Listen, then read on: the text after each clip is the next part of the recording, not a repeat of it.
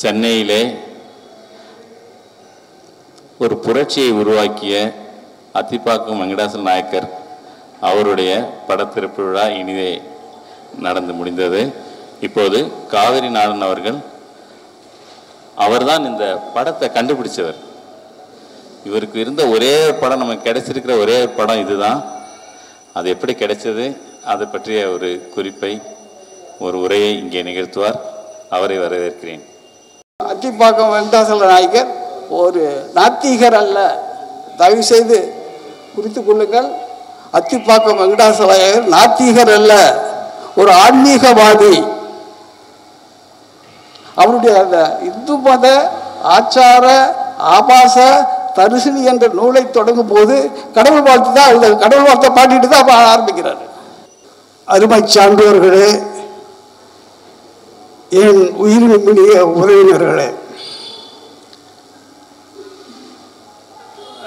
நம்மளது இந்த நிகழ்ச்சி ஒரு புழுக்கத்திலே தொடங்கி இருக்கிறது. ஏன்னா வெயில், அக்கினி நட்சத்திரம் முடிந்து கூட அது தொடர்ந்து இருக்கிறது. ரொம்ப மகிழ்ச்சியாக இருக்குது. அத்திப்பாக்கம் வெங்கடாசல நாயக்கரை பற்றி நான் சுருக்கமாக சொல்லுகிறேன். இந்த அத்திப்பாக்கம் வெங்கடாசல நாயக்கர் எனக்கு எப்பொழுது அறிமுகமாகிறார் என்று சொன்னால், அந்த காலத்தில் திருவல்லிக்கேணியில் இப்பொழுது கூட அந்த பழைய புத்தக கடைகள்லாம் போட்டு வச்சிருப்பார்கள். அந்த பழைய புத்தக கடைகளில் தேடினா புத்தகங்கள் வாங்க. அப்போ என்னுடைய மனைவியுடைய தாய் மாமன் புலவர் தா கோவேந்தன், அவர் சென்னையில் இருந்தார். அவரும் நானும் இந்த புத்தகம் தேடிக்கொண்டு இருக்கும் பொழுது இந்த புத்தகத்தை தேடி கொடுத்தார். இது பாருங்க, அத்திப்பாக்கம் வெங்கடாசல நாயக்கர், இது யாருக்கிட்ட கிடைக்காது, இது பெரியாருக்கு அப்படின்னு. அப்போதான் அந்த புத்தகத்தை நான் பார்க்கிறேன். அதற்கு பிறகு தொடர்ச்சியாக பல வழிகளில் நான் நூலை பார்க்கிறேன்.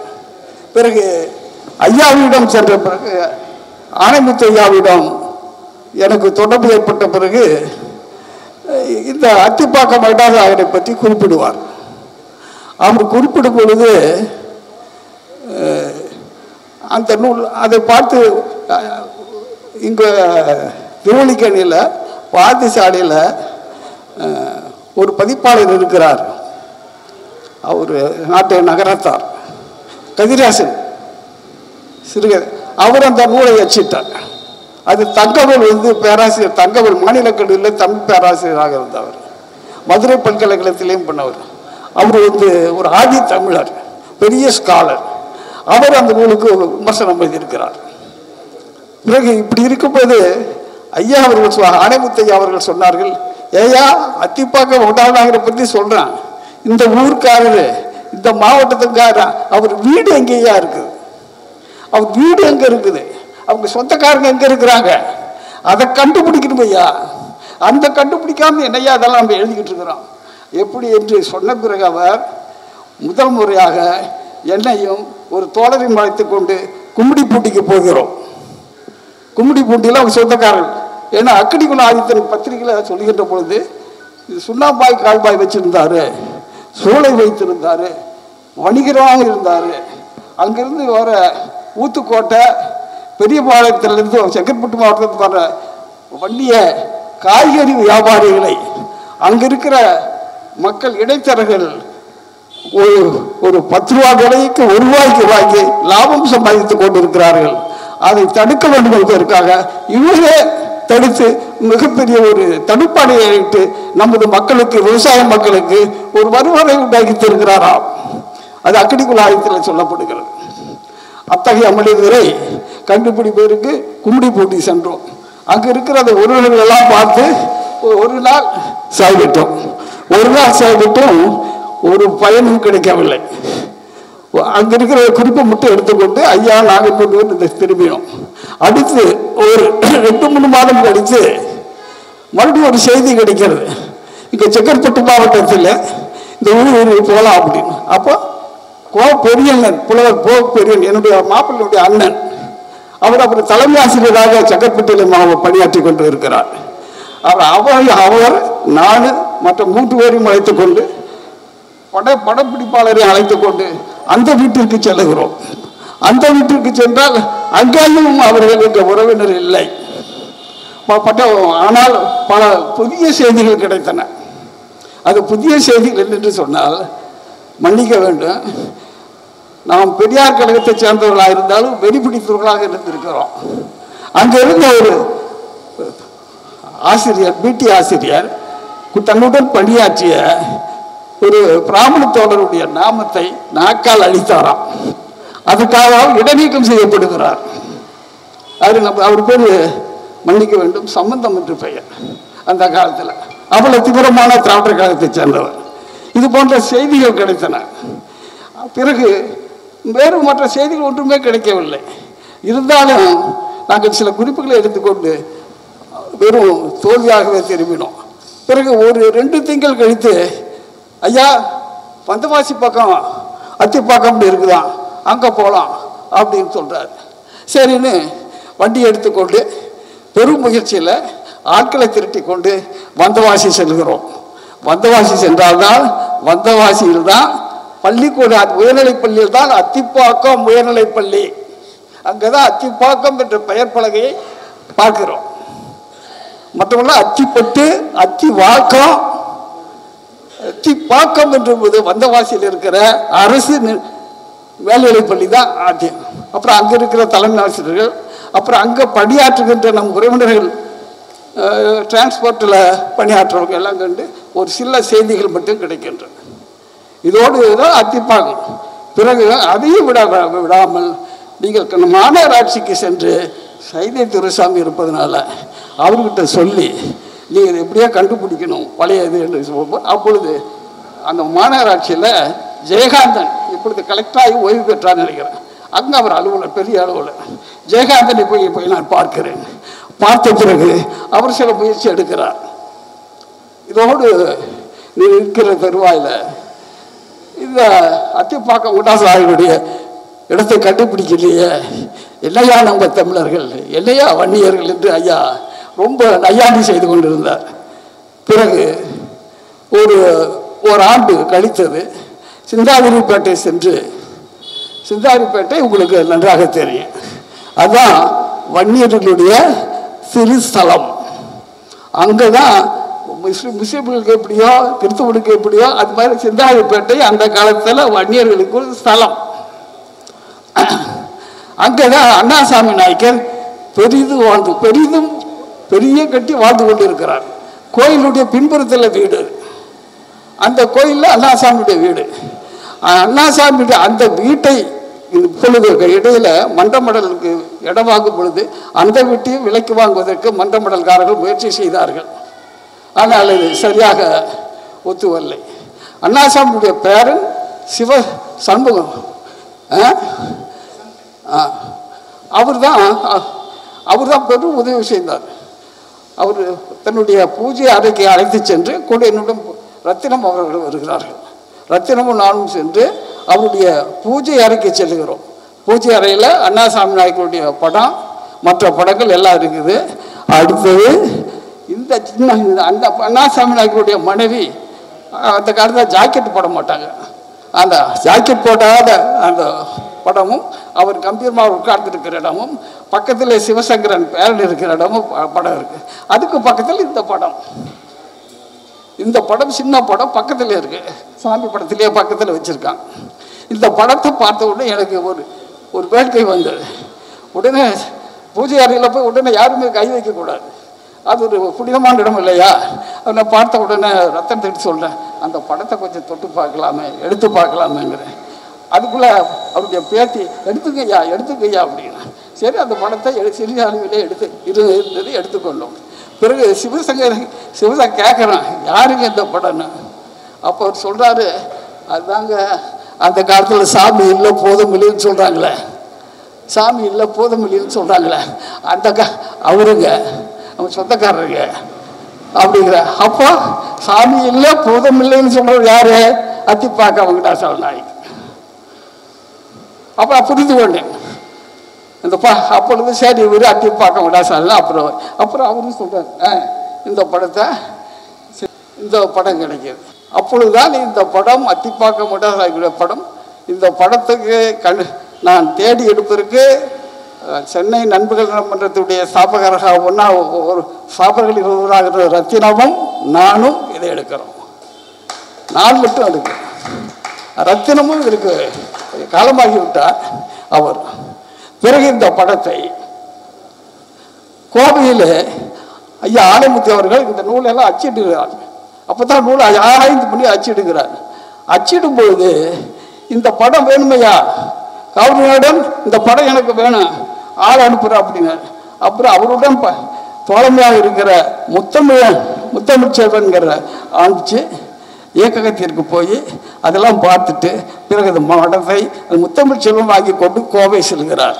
கோவை சென்று அச்சேற்றுகிறார்கள். அப்போதுதான் தமிழகம் அறிகிறது அத்திப்பாக்கம் வெங்கடாசல நாயகர் என்பவர், அந்த மாமேரை.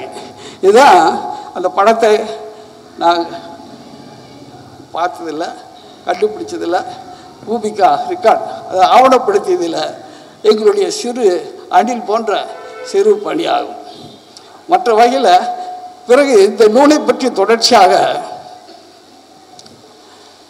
கதிரேசன் போட்டார் இல்லைங்களா, திருவள்ளிக்கேணி கதிரேசன் போடுகிறார். அவரு போட்ட பிறகு அது பெருசாக இல்லை. அதுக்கு பிறகு நம்ம சிவராமகிருஷ்ணன் பணியாற்றினார் அண்ணாமலை கழகத்தில். அவர் இப்போ மாங்காட்டில் இருக்கிறார். அவர் தமிழர் சேரர் வரலாறுன்னு சொல்லி அந்த தலைப்பை மாற்றி விட்டு அத்திப்பாக்கமுடைய இந்து மத ஆச்சார ஆபாச தரிசனி என்ற அந்த பெயரை உள்ளே போட்டுவிட்டு தமிழர் வீரம் மானம் என்று போட்டு அந்த நூலை வெளியிடுகிறார். அது நூலகங்கள் எல்லாம் வாங்கிக் கொள்கிறார்கள். அதற்கு அடுத்தபடியாக கடைசியாக பழமலை பேராசிரியர் பழமலை அவர்கள் மிக அழகாக ஆராய்ச்சி பண்ணியிருக்கிறார். இதுதான் இப்பொழுது நான் அது அத்திப்பாக்கம் அந்த காலத்தில் அப்புறம் வீட்டுக்கு சொல்கிறேன், அதெல்லாம் சொல்லலையே. 7 கிணறுல சென்னை 7 கிணறுல வீட்டு பக்கம் அதில் அத்திப்பாக்கம் வெங்கடாசாமி வீட்டுக்கு போகிறோம். வீட்டுக்கு பக்கத்தில் வள்ளலார் ராமலிங்கம் வீடு, வள்ளலாருடைய வீடு. அந்த வீடு புனிதமாக இருக்குது, ஆள் அரமாட்டம் கிடையாது. இது அத்திப்பாக்கம் வெங்கடாசாமி யாருக்கோ வீட்டுக்கு வாடகை விற்றுட்டாங்க. வாடகை அது போயிடுச்சு. அது நம்ம கையில் இல்லை. வீடு இருக்கிறது, வீடு யாரோ கையோ போயிடுச்சு, யாரோ போயிடுச்சு. இதுதான் ஐயா ரொம்ப வேதனைப்பட்டார். அந்த இடத்த அந்த வீட்டை நம்ம கைப்பற்றணும்படையா. ஷேக்ஸ்பியருக்கு எப்படி இடம் தேடினாங்க வெள்ளைக்காரன், ஷேக்ஸ்பியர் இடத்த எப்படி தேடினாங்க. அவர் மாட்டு குதிரை குடும்பத்தில் வேலை செஞ்ச அந்த குதிரை குடும்பத்தை கூட கண்டுபிடிச்சானுங்க வெள்ளைக்காரனுங்க.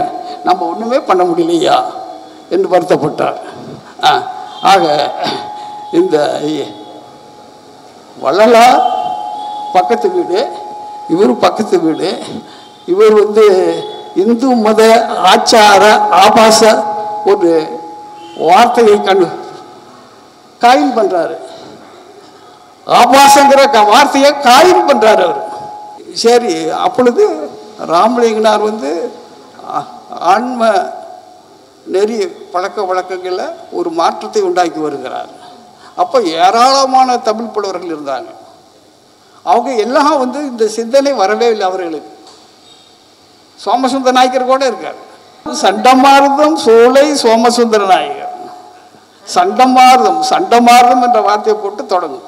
சண்டமார்தம் சோலை சோமசுந்தர நாயகர்னு தொடங்கும். ரொம்ப மகிழ்ச்சி. ஆக அவருக்கு ஏன் இத்தனைக்கும் அத்திப்பாக்கம் வெங்கடாசல நாயகர் ஒரு நாத்திகர் அல்ல, தயவு செய்து குறித்து கொள்ளுங்கள். அத்திப்பாக்கம் வெங்கடாசல நாயகர் நாத்திகர் அல்ல, ஒரு ஆன்மீகவாதி.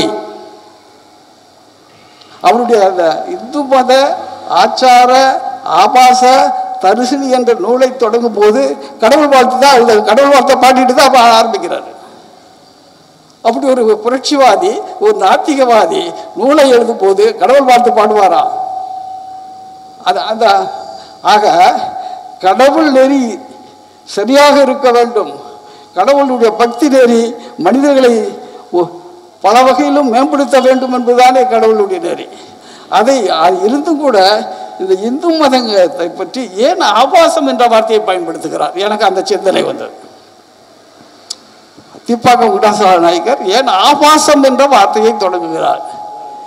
இந்து என்ற சொல்ல பலருக்கும் கசக்கு, எனக்கு இடிக்கும். நான் இந்து என்ற சொல்லை சொல்வதில்லை, இனிமை அடைகிறேன். இந்து என்ற சொல்லு நாம் கண்டுபிடித்ததில்ல, நம்ம பாட்டவர்களெல்லாம் கண்டுபிடித்ததில்ல. வெள்ளைக்காரங்க காலத்தில் முகமதியர்களாக வந்த பிறகு அவர்கள் பயன்படுத்திய சொல் தான் இந்து. அந்த சொல் இனிய சொல்லாக நமக்கு அமைத்து விட்டது. அதான் இந்து மதம். ஆகவே இந்த ஆபாசம் என்ற வார்த்தை வருவதற்கு என்ன காரணம் என்று நான் ஆய்ந்த பொழுது ஒரு குறிப்பு கிடைத்தது. வெங்கடாசல நாயக்கர் நிறைய ஆங்கில நூல்களை நன்றாக படித்தவர், ஆங்கிலத்தில் எழுதுகிறவர், ஆங்கில அதிகாரியுடன் நிரந்தர தொடர்புடையவர். அவர் ஒரு நூலை படிக்கிறார். அவர் ஒரு ஸ்தல யாத்திரை செய்கிறார். எங்கிருந்து? நம்ம பாரிமலையில் ஒரு கோயில் இருக்குது அல்லவா, அந்த கோயிலிருந்து காசி யாத்திரை போகிறார். அந்த பிராமணர் காசி யாத்திரை போகிறார். இங்கிருந்து காசி யாத்திரை வச்சு காசி போய் முடிஞ்சு திரும்புகிற வரை அது ஒரு நூலாக வெளியிடப்படுகிறது. அப்பொழுது ஆந்திர அரசு தமிழ்லையும் போட்டிருக்குது. அந்த காலத்தில் அந்த நூல் ஐயாவிடம் ஆனந்தியாவோட அந்த சரித்திர நூலை படித்த பிறகுதான் இந்து மதத்தில் இருக்கிற இந்த குறைபாடுகளை அவரை சுட்டிக்காட்டி ஆபாசம் என்ற வார்த்தைக்கு பயன்படுத்த வேண்டிய நிலை அவருக்கு வருகிறது. இந்த ஆபாசம் என்ற வார்த்தையை பக்திமான்கள், ஆன்மீகவாதிகள் அது ஏற்றுக்கொள்ள மாட்டார்கள். அது அவ்வளவு சிறப்பானதும் இல்லை. ஆனால் அந்த காலத்தில், வெள்ளக்கார காலத்தில் ஆபாசம் என்ற வார்த்தையை அத்திப்பாக்கம் வெங்கடாசல நாயக்கர் தான் துணிந்து ஆபாசம் என்ற வார்த்தையை பயன்படுத்தி இந்து மத ஆச்சார ஆபாச தரிசனி என்ற வார்த்தையை பயன்படுத்துகிறார். அப்பொழுதுதானே அவர் ஒரு புரட்சிவாதியாக திகழ்கிறார். அப்பொழுது அந்த நூலில் ஏராளமான குலங்களை பற்றி, குலங்கள் என்றால் ஜாதிகள், ஏராளமான குலங்களை பற்றி வரீங்களா, எல்லாம் பேச போகிறீங்க, அதெல்லாம் வருது. அதெல்லாம் ஆய்வுகளை பாசிக்கலாம். அத்திப்பாக்கம் வெங்கடாசல நாயக்கர் தமிழருக்கு கிடைத்த, வன்னியருக்கு கிடைத்த ஒரு அற்புத புதையல், ஒரு அற்புத மனிதன், ஒரு அற்புத சிந்தனையாளன், ஈடு கொடுக்க முடியாத. இன்னொன்று கருத்து எனக்கு உண்டு. பெரியார் கடவுளை வெறுக்கிறார், பார்ப்பனர்களை திட்டுகிறார்கள். சரி, ஏன் அவருக்கு அந்த உணர்வு வந்தது? பெரியார் கடவுளை திட்டுகிறதுக்கும் கடவுளை மறுப்பதற்கும் பார்ப்பனர்களை திட்டுவதற்கும் அவருக்கு ஏன் வந்தது? அவருக்கு முன்னே நிறைய பேர் சித்தர்கள் பாடியிருக்காங்க, பிராமணனை பற்றி ரொம்ப கண்ணாபண்ணான்னு பாடியிருக்காங்க சித்தர்கள். வள்ளலாறு நிறையா சொல்லியிருக்காரு, மற்ற ஏராளமான சொல்லியிருக்காங்க. அந்த தாக்கம் பெரியாருக்கு வந்தது. அதனால் பெரியார் சொல்கிறார். பெரியாருக்கு வந்த இந்த தாக்கமெல்லாம் இதுக்கு முன்னே சொல்லப்பட்ட பிராமணர்களை பற்றி, கடவுள் சித்தர்கள் சொன்ன இதை பற்றி வந்தால் பெரியாருக்கு வந்தது. ஆனால் அத்திப்பாக்கம் வெங்கடாசலருக்கு எப்படி அந்த உணர்வு வந்தது? அதுக்கு முன்னே அப்படி ஒரு சிந்தனையாளர் இல்லையே. அவருக்கு வழிகாட்டுதல், அத்திப்பாக்கம் தூண்டுதல், ஆபாசம்னு சொல்றதுக்கு தூண்டுதல் எப்படி வந்தது என்று பார்த்தால், நினைத்து பார்த்தாலே அற்புதமாக இருக்கிறது. மிக துணிச்சலாக அந்த நூலை எழுதியிருக்கிறார். அவரை நாம் பாராட்டுவதோடு தயவு செய்து அவரை ஏன் அத்திப்பாக்கம் விடாத வெளியே நம்ம ஆட்கள் வெளியே கொண்டு வர ஏன் அச்சினார்கள் என்றால், இந்து மத ஆச்சார ஆபாச தரிசனம் இருக்குது. ஆனால் என்னடா நாஸ்திகன், இவனை போய் ஏன்டா சொல்லணும்? தப்பாக நிற்கக்கூடாது. ஒரு 30 ஆண்டுகளுக்கு முன்னால் இந்த நூலை எழுதும்போது ஏதாச்சும் எழுதலாம் நினைச்சா, கபாலி என்னுடைய நண்பர் ஐயா கபாலி சொல்கிறாரு, காவிரி நம்ம ஆட்களை பற்றியெல்லாம் சொல்கிறாரு, அதெல்லாம் எடுத்துட்டு போடுங்க அப்படின்னாரு. எடுத்துட்டு அவ்வளோ பயம் இந்து மதத்தை இப்படி சொல்லியிருக்காருல்ல. அதாவது நம்ம ஆட்கள் அத்திப்பாக்கம் வெங்கடாசல நாயக்கரை உச்சரிப்பதற்கும் வெளிப்படுத்துவதற்கும் தயங்கினார்கள். இப்போதும் சிலர் தயங்கி கொண்டிருக்கிறார்கள். அதெல்லாம் கடந்தவர் அத்திப்பாக்கம் வெங்கடாசல நாயக்கர். அவர் நூலை படிங்க. அவர் செஞ்சிருக்கிற சாதனைகள். இந்த மிராசி ரைட்டுன்னு ஒரு புத்தகம் இருக்குது, ஆங்கிலத்தில் எழுந்தது, அற்புதமான புத்தகம். அதைத்தான் ஐயா ஆணைமுத்து அவர்கள் வெள்ளாளர்களும் படித்து கொண்டால் வன்னிய பதம் இருக்கும். வன்னிய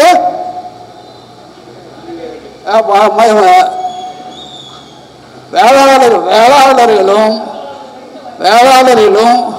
விளையாமல் படித்து வண்டிய பதிவேடுகளை அப்போதான் ஆணைமுத்தையா அதை அறிமுகப்படுத்துகிறேன். அவ்வளோ அற்புதமான நூல், அதெல்லாம் படிக்கணும். நான் என்னுடைய சிந்தனை இருந்த சொன்னேன். நான் தயாரிப்புடன் வரவில்லை. நான் தயாரிப்புடன் வந்தால் உங்களுக்கு இதாக வரும். அதனால் இந்த வகையில் எனக்கு ரொம்ப மகிழ்ச்சி. இந்த வாய்ப்பு அளித்ததுக்கு நன்றி. இப்படி துடிச்சு மணி போட்டதுக்கு ரொம்ப. இந்த படம் எப்படியோ வந்துருக்குது. ஆனால் இந்த படம் தான் வெங்கடாச்சல நாயக்கருடைய உண்மையான படம், நமக்கு ஏற்றுக்கொள்ளக்கூடிய படம்.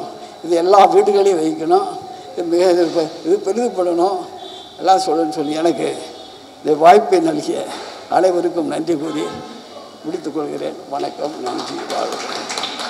க்ஷத்ரியாஸ் யூடியூப் சேனலை லைக் பண்ணுங்க, கமெண்ட் பண்ணுங்க, ஷேர் பண்ணுங்க, சப்ஸ்கிரைப் பண்ணி மறக்காம பெல் பட்டனை கிளிக் பண்ணுங்க.